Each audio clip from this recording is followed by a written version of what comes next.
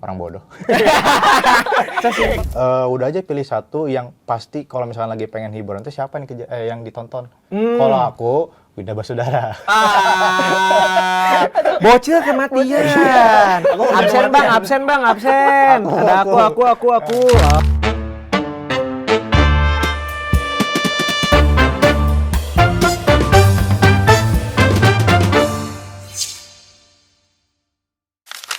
Halo Sobat Dio, selamat datang di Viral Stock Season 2. Wah, akhirnya nih Season 2 Viral Stock. Udah lama banget nih kita nggak ketemu. Dengan wajah baru, suasana baru, dan pastinya nih narasumber-narasumber yang makin kece. Wah, tanpa banyak basa-basi, kita langsung aja kenalan sama narasumber-narasumber kita yang kece ini. Halo semua. Halo. Boleh dong kenalan? Oke, mungkin dari aku dulu ya. Kenalin, aku Anissa Nurrahma, biasa dipanggil Ara di sini. Posisi aku di Korpu ini di bagian Brand Management and Data Analyst. Fokusnya itu di branding sebetulnya, di brand management gitu. Oke, halo Ara. Halo semuanya, kenalin nama aku Muhammad Akmal Fajri, biasa dipanggil Akmal. Untuk posisi sekarang itu di unit GS, khususnya di Content and Communication, dan role-nya sekarang sebagai content creator. Keren nih role-nya nih. Wah, amazed. Nah, kalian selain, berarti internship kan kalian di sini? Betul. Iya, Nah, betul. selain internship tuh kalian kesibukannya apa sih emang? Boleh dari Oke. Sejauh ini kesibukannya karena semester akhir ya. Oke, Ya, semester akhir, nih, oke. pastinya ngejalanin magang, dan untuk karena aku vokasi, jadi belum untuk ngejalanin skripsi gitu-gitu, mungkin tahun depan. Tapi saat ini ya sekedar organisasi aja organisasi. sih luar kampus. Iya. Oke. Akmal gimana Akmal? Kalau aku sih ya magang ya di sini, yang pasti. Tapi kalau di luar sih adalah kayak serabutan gitu. Freelance. Ya freelance iya, tapi nyampur lah. Ada yang ngurusin hobi, ada yang ngurusin yang masih mirip sama konten kreator gitu lah. Oke, emang konten kreator banget ya Akmal ya. Bisa dibilang. Oke. Nah, sebelumnya terima kasih banyak nih udah nyempetin datang di episode kali ini. Nah, episode kali ini tuh cukup urgensi untuk para Gen Z gitu. Oh, iya. Kalian Gen Z kan? Pasti Iya dong. dong. Iya dong. Pasti dong. Iya dong. Iya. Nah, pembahasannya itu tentang self management. Oke. Pernah dengar nggak sebelumnya? Sering banget sih sebagai Gen Z pasti. Iya kan? Wah, selalu ada. Oke. Ya. Kalau Akmal? Pokoknya yang self gitu ya. Iya. Self development, self management tuh. Udah tahu sering ya. Mau di Instagram, TikTok semua ada semua. Oke. Nah, buat teman-teman semua yang memang nggak ngerti atau misalkan baru kenal dengan istilah self management, mungkin Ara dan Akmal bisa bantu nih sharing pengalaman ataupun insight-nya gitu. Nah, aku mau tahu nih sebelumnya, kira-kira tuh self management menurut kalian masing-masing tuh apa sih?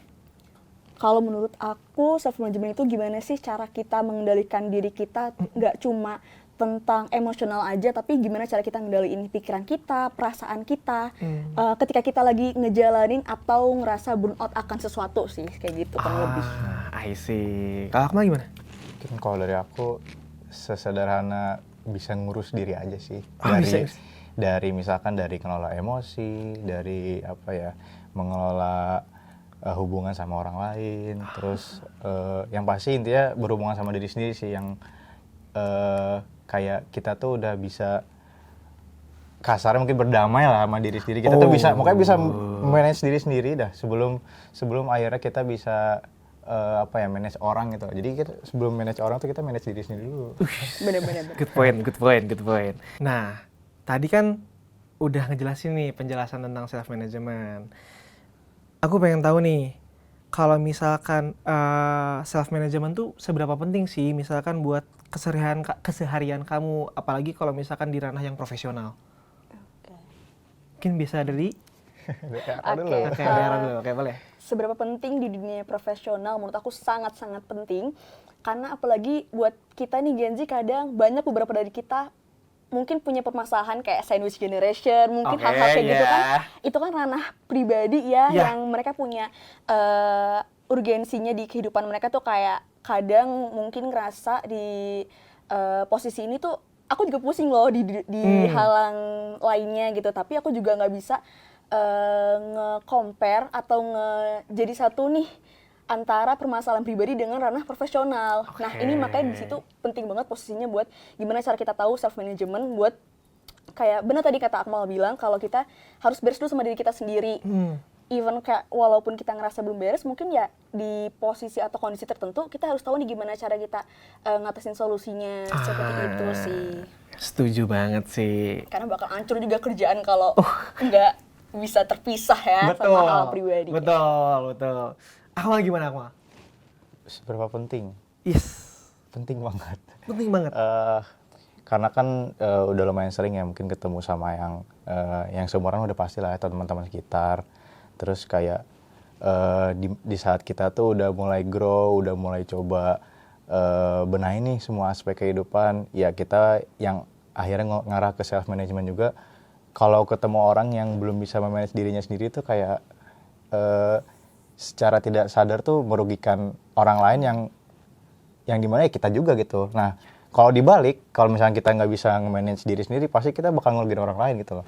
Entah dari apapun. Mungkin kalau misalkan dari kasusnya aku, kalau misalkan belum bisa ngatur waktu, belum bisa ngatur emosi, belum bisa ngatur yang mungkin time blocking gitu-gitu, ya hidup bakal agak berantakan lah, yang akhirnya tuh pengaruh ke orang sekitar juga. Dan buat aku sih orang-orang yang urusannya adalah kerjaan, mereka lebih minim toleransi terhadap kehidupan pribadi kita. Jadi seberapa penting, sangat penting, karena mereka ini yang di ranah profesional pengen tahunya kita profesional aja. Lu mau belum beres sama diri sendiri juga nggak peduli gue.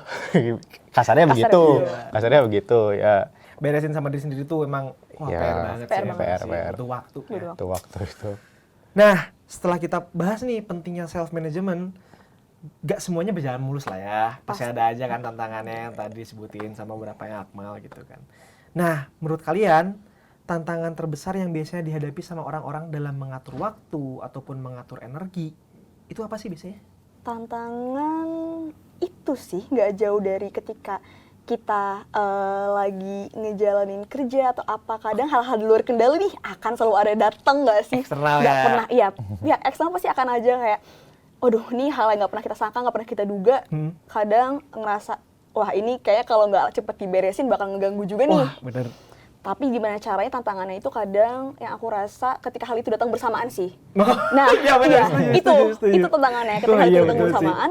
Jadi kita yang kayak, aduh ini nggak bisa kita ngeberesin dua hal yang berbeda di waktu yang sama. Kita harus nyelesain dulu nih, kayaknya fokusnya mungkin kita harus kerja dulu sampai waktu kerja kita selesai di jam 5, baru kita ngeberesin permasalahan yang kita punya sebelumnya yang tadi nggak pernah kita sangka-sangka kedatangannya. Atau mungkin kalaupun ngasih solusinya nanti pas lagi lunch atau lagi break kayak gitu. Kayak gitu sih tantangannya. Di waktu yang sama itu kayak cukup sulit. Oke, setuju. Mungkin kalau nambahin dari Ara ya, ya distraksi sih. Distraksi. Mungkin distraksinya distraksi eksternal dan internal. Mungkin kalau internal tuh lebih ke diri kitanya yang prokrastinasi, sering nunda-nunda waktu, sering nunda-nunda pekerjaan atau apapun itu yang harus diberesin. Ya padahal kita tuh udah nulis nih, kita harus ini, kita harus ini, tapi kayak ntar aja lah gitu.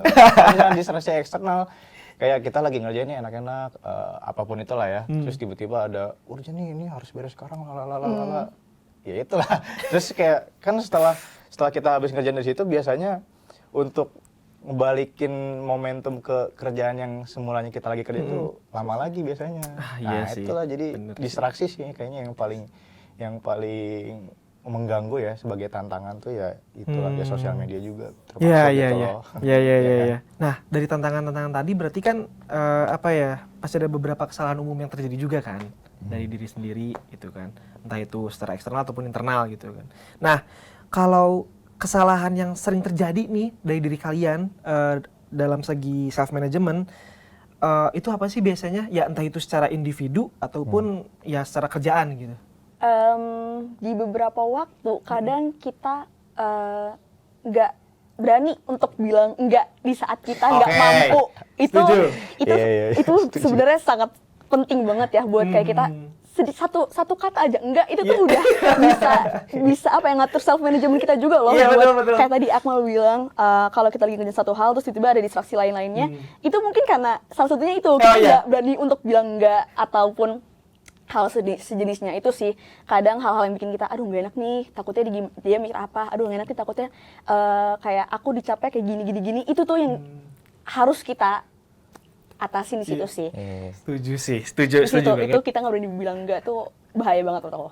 Jadi kita nggak punya kontrol dan bonus buat kita sendiri. I gitu. see, ya. Kalau menurut Akmal dari pendapat Ara gimana? Mirip sih. Kan, setuju ya, apa ya, terlalu menolerir orang untuk apa ya, untuk melakukan sesuatu ke kita, atau kita juga meneleri diri sendiri terhadap hal yang kita tuh sebenarnya tahu itu bakal menghambat sesuatu gitu. Misalkan kita udah scrolling nih, misalkan 10 menit lah anggap. Kita tahu udah 10 menit nih, tapi kita ngetolerir 5 menit lagi deh. Kayak gitu. Kayak gitu terus. Bener-bener. Ya terus aja kayak gitu, dan ya itu sih beberapa waktu lalu ya kejadiannya di diri sendiri gitu loh. Kalau meneleri orang ya itu mungkin kasarnya kayak people pleaser juga ya. Jadi ada kerjaan masuk yang freelance kecil-kecil gitu masuk, udah tahu nih sebenarnya nggak worth it gitu, tapi ya ada ambil lah. Ujung-ujungnya stres. Ujung-ujungnya ngapain gua ambil ya? Kita bertiga kayaknya dekat semua ya itu ya. Dikit lagi. Kayak gitu. I see. Emang nih Pokoknya terlalu menolerir sih itu musuh lah. musuh ya, Iya, emang musuh. sih betul sih. Nah, apa ya? Tadi kan udah disebutin tuh tantangan, kesalahan, ya pokoknya pengalaman-pengalaman kalian ya, entah itu dari segi people pleaser dan lain-lainnya. Nah, kalau kalian sendiri tuh apa sih solusi dan strateginya untuk memanage diri sendiri itu? Biasanya aku tuh hari-hari kalau udah pasti kita sebagai anak internship juga punya rasa stressful sendiri ya ketika ngerjain kerjaan yang nggak sesuai ekspektasi kita hasilnya, kadang walaupun itu juga kita yang mengerjakannya gitu kan. Tapi di sisi lain kayak ya udahlah, yang penting selagi kita bisa menjalankan kewajiban kita secara maksimal mungkin dan semuanya udah oke, walaupun nggak perfect ya, karena emang pastinya kita selalu belajar dari kesalahan. Dari situ ya kita sebagai Gen Z pastinya pulang selalu overthinking gak sih, hal-hal itu tuh udah jadi normal banget, dan itu disitulah self management yang paling penting. Kadang kita harus tahu nih hobi kita tuh apa sih. Itu buat pelarian. Kadang bukan pelarian sih, ya mungkin kasarnya pelarian, tapi dengan hobi itu kita jadi kayak nggak terlalu mendramatisir hal-hal yang sedih buat kita, hal penting buat kita gitu. Yang paling penting itu sih, kita punya hobi. Terus kita juga mungkin yang paling penting adalah sebagai kita Gen Z, kita harus mengurangi penggunaan gadget kita juga untuk ya refleksi diri, me time gitu. Iya. Jarang tuh orang kepikiran tuh kalau untuk mengurangi jam screen time. Iya. Memang kalau Gen Z tuh udah sama gadget tuh udah sih. Oke, kita balik lagi. Udah kayak yang lem ya. Iya, sudah kayak lem banget. Kalau dari Akmal gimana? Strateginya ya. Strateginya sih sebenarnya lebih ke banyak cari tahu sih, mungkin belajar kali ya, belajar dari orang-orang yang memang di bidangnya. Misal kalau misalkan di YouTube tuh ada beberapa yang kalau finansial tuh ke si ini, kalau misalkan self development ke si ini, kalau misalkan masalah logika ke si ini. Jadi semuanya tuh dipelajarin dikit-dikit, dan biasa sih kalau aku ntar ujung-ujungnya cari buku untuk si belajarnya itu, untuk strateginya intinya gimana sih caranya ngadepin dunia ini gitu. Kasarnya gitu. Berat ya? Kasarnya begitu lah. Jadi dari situ tuh jadi tahu nih apa aja yang harus dilakuin gitu loh. Kalau aku sih simple, makanya setiap hari atau bahkan biasanya seminggu tuh udah ada nih jadwalnya ngapain aja per hari itu, di pagi ngapain, ntar di kantor ngapain, ntar balik ngapain tuh udah ada. Jadi ngurangin memori pikiran gitu loh. Jadi kita nggak perlu nginget apa aja yang harus dikerjain di situ. Terus entertain juga aku kurangin sih. Waktu itu sempat kayak 2 bulan mungkin uninstall TikTok dan Instagram di HP. Bukan cuma itu tuh, ada Tokopedia semua tuh di uninstall.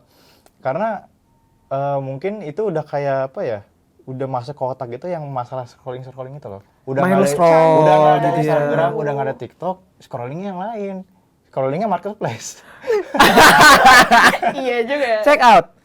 Enggak sih. Oh enggak. Untungnya. Tapi akhirnya di-uninstall semua, jadi di HP itu sisa komunikasi aja. Akhirnya yang entertain itu dipindahin semua ke gadget yang lain. Kalau aku sendiri sih pindahnya ke tab.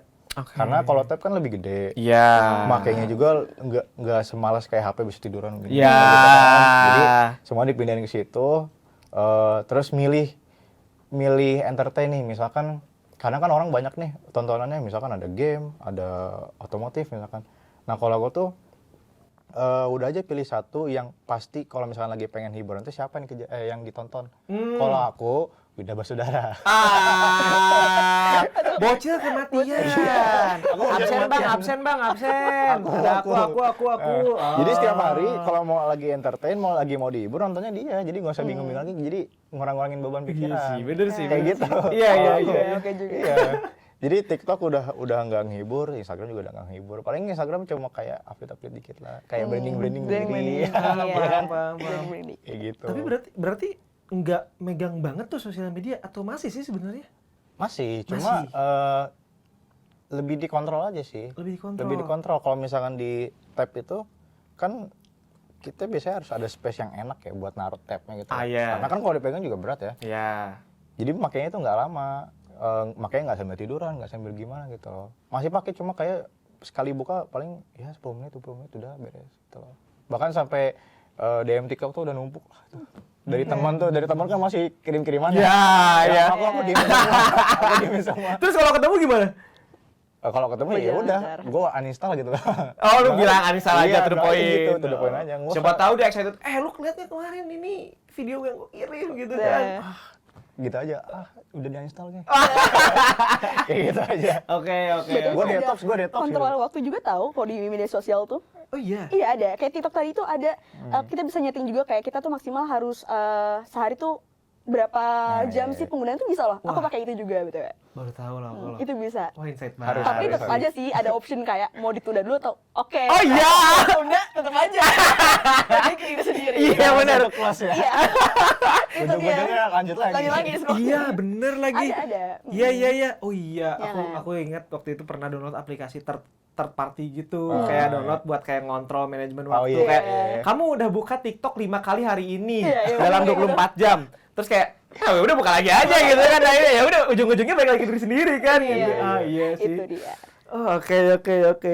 Wah, jawabannya bagus banget nih. Oke, terakhir nih. Prinsip apa sih yang kalian pegang sampai saat ini untuk jadi pribadi yang lebih baik lah gitu, yang bisa mungkin yang bisa diterapin sama banyak orang gitu? Sebenarnya cukup sederhana sih. Intinya aku nggak mau jadi orang bego aja. Nggak mau jadi orang bodoh lah intinya. Oke. Jadi dengan prinsip itu yang ngelit aku akhirnya terus belajar gitu loh. Karena aku sadar orang bodoh tuh ngerepotin. Oke, ngerepotin dimanapun. Ngerepotin gimana? Pengen tahu. Di jalanan misalkan. Jalanan.